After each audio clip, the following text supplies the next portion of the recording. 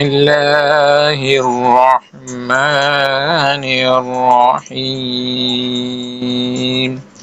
عزیزان گرامی، سامعین محترم، آج اللہ پاک کے فضل و کرم سے پاکستان میں 27واں روزہ کمپلیٹ ہوا اور کل 28واں روزہ ہوگا، اور آج جو ہمارا سبق ہے اس کا ہم پڑھیں گے قرآن پاک کا سورۃ الانعام رکوع نمبر 19 اور آیت نمبر 151۔ آئیے تجوید اور مخارج کے ساتھ اللہ پاک کے کلام کو پڑھنے، سیکھنے، سمجھنے کی سعادت حاصل کرتے ہیں۔ اعوذ باللہ من الشیطان الرجیم، بسم اللہ الرحمن الرحیم۔ قل تعالوا اتل ما حرم ربکم۔ قل یہاں پر خوف ہے، حروف مصالحہ میں سے ہے، موٹا پڑھیں گے تعالو۔ یہاں پر لو کے اندر یہ واو لین کا قاعدہ لگ رہا ہے، حروف لین دو ہیں، واو لین اور یا لین۔ تو واو ساکن سے پہلے زبر آ جائے تو واو لین ہوتا ہے، اور یا ساکن سے پہلے زبر آ جائے تو یا لین ہوتا ہے۔ حروف لین کو بغیر کھینچے، بغیر جھٹکا دیے نرمی سے پڑھنا ہوتا ہے، کھینچنا نہیں ہوتا۔ تو اگر کسی نے یوں پڑھ دیا قل تعالو تو یہ مسٹیک شمار ہوگی، غلطی شمار ہوگی، تو صحیح یوں پڑھیں گے قل تعالوا اتل ما حرم ربکم علیکم۔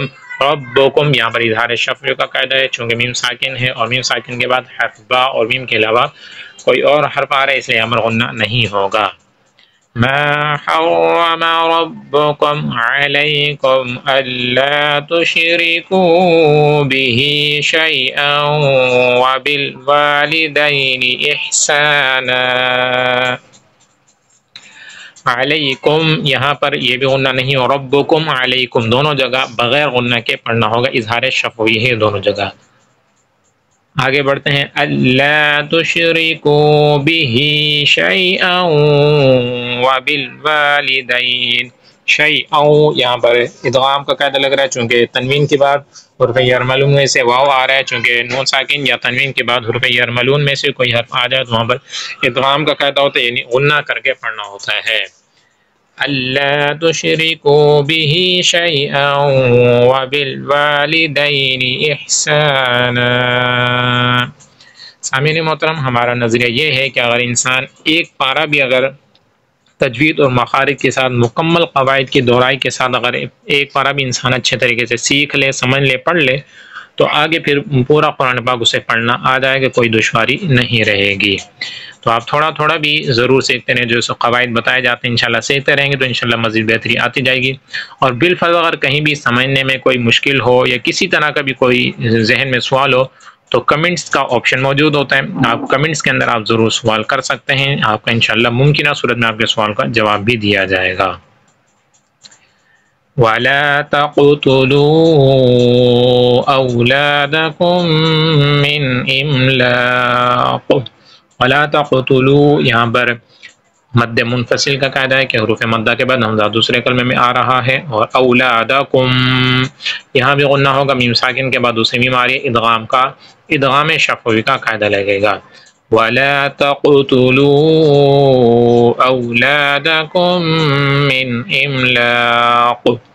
من املاق، من یہاں پر اظہار کا قاعدہ ہے، من نون ساکن کے بعد حروف ہلکی میں سے حمزہ آ رہا ہے۔ آگے نحن نرزقكم وإياهم ولا تقربوا الفواحش ما ظهر منها وما بطن ولا تقتلوا النفس التي حرم الله إلا بالحق ذلكم وصاكم به لعلكم تعقلون۔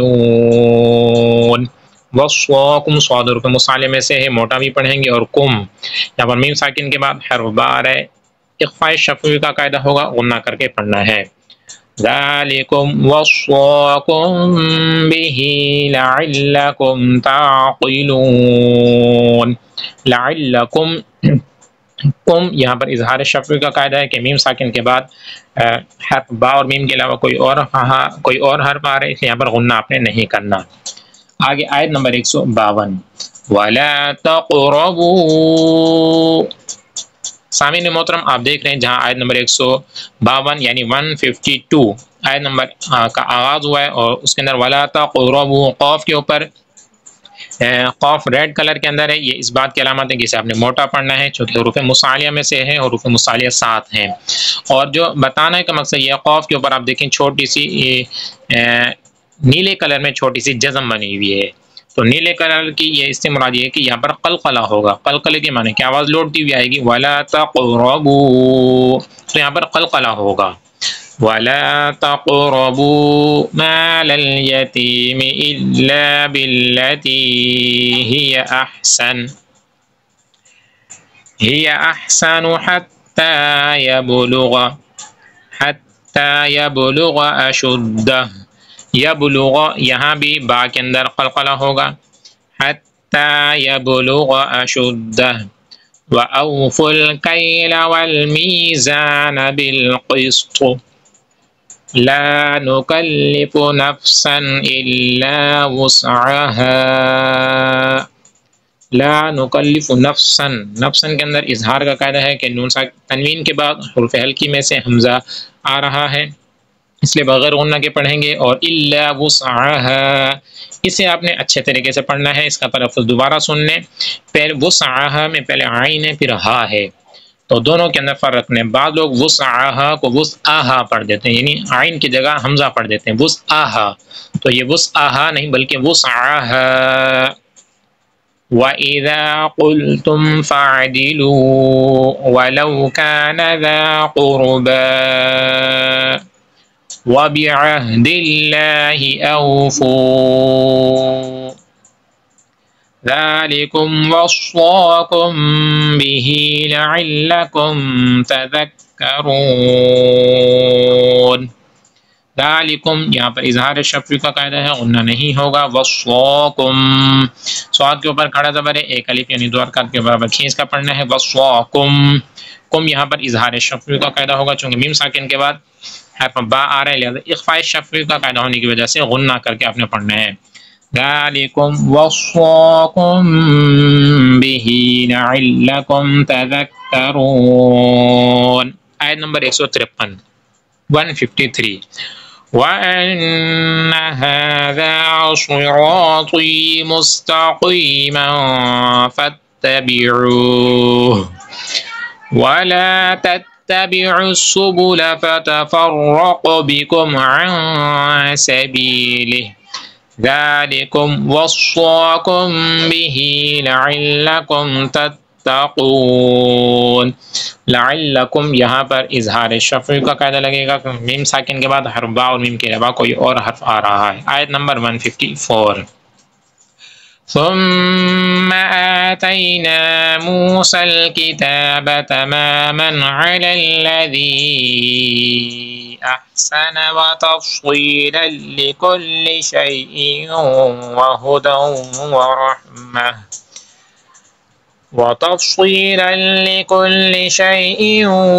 وهدى ورحمة لعلهم بلقاء ربهم يؤمنون. صدق الله العظيم.